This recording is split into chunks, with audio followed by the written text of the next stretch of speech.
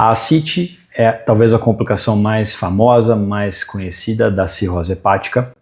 Ela se trata do acúmulo de líquido patológico dentro da cavidade peritoneal, que é uma cavidade que todos nós temos, que tem uma pequena quantidade de líquido que é renovado ao longo de todo o dia, mas que no caso do paciente com cirrose hepática, já em fase descompensada, mais avançada, existe um acúmulo patológico desse líquido na casa dos litros e dezenas de litros em alguns pacientes. Isso ocorre devido ao problema de circulação dentro do fígado, que acarreta o aumento da pressão dentro da barriga e dificulta a renovação, a reabsorção deste líquido. O primeiro ponto a lembrar aqui é que a cirrose não é a única causa de ascite. A cirrose é a causa de 80% a 85% dos casos de ascite, mas existem outras doenças que precisam ser investigadas que causam este mesmo problema. A mais importante das doenças, na verdade o grupo de doenças, são as doenças oncológicas, os cânceres, os tumores, geralmente tumores mais avançados, que podem ser tumores de fígado, de intestino, de ovário e outros tipos mais raros que não vem ao caso nós esmiuçarmos aqui, mas eles são a segunda causa mais importante de ascite. Nós também temos a insuficiência cardíaca, problemas renais, problemas infecciosos como a tuberculose e doenças de maior raridade que precisam ser consideradas em todo paciente. Então, uma vez tendo ascite, nós não podemos presumir que seja cirrose, nós precisamos investigar esse quadro mais a fundo.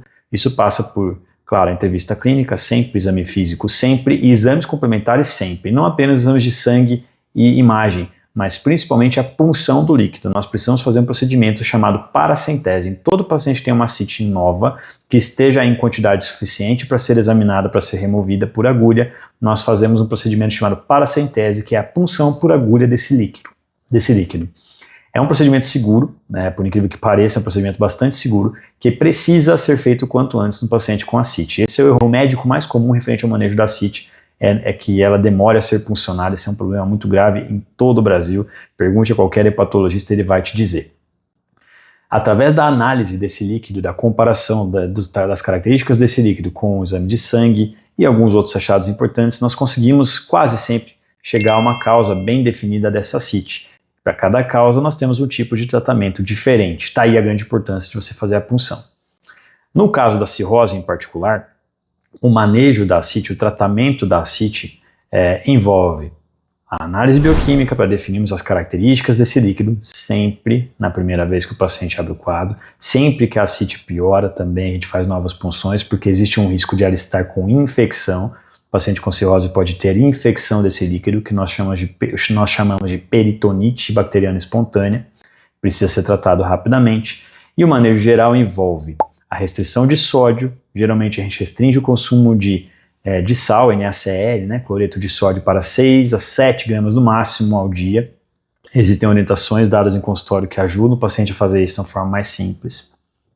Nós damos diuréticos para aqueles pacientes que se beneficiariam de reduzir mais rapidamente o líquido, quase todos acabam recebendo para ter mais qualidade de vida, mais mobilidade, diminuir aquele líquido de forma mais rápida. E para alguns pacientes nós fazemos a punção de alívio, em que nós não apenas tiramos alguns poucos ml para análise, como nós atiramos às vezes litros, dezenas de litros se for o caso, para fazer um alívio rápido daquela ascite. Claro que nós sempre temos que tentar tratar a causa de base, tudo aquilo que eu já mencionei em vídeos anteriores, mas o manejo geral da ascite passa por isso. Além do erro muito comum, que é a responsabilidade dos médicos de não puncionar, nós temos um outro erro muito comum, que é mais, digamos assim, mais cometido pelos pacientes e seus cuidadores, que é a restrição inadequada de água. Então a ascite no paciente com cirrose, ela não se acumula por excesso de água, ela se acumula por um defeito na circulação do fígado, claro, pela doença que provoca pressão elevada no abdômen, mas ela tem uma relação direta com o consumo de sódio. É o sódio que faz, o sódio excessivo na dieta, que faz com que aquele líquido se acumule mais rapidamente, não a água. Nós só restringimos a água, o consumo de água, em casos bem peculiares, bem particulares, que nós temos pacientes com sódio sérico baixo. Mas isso é uma decisão médica bem pontual e excepcional.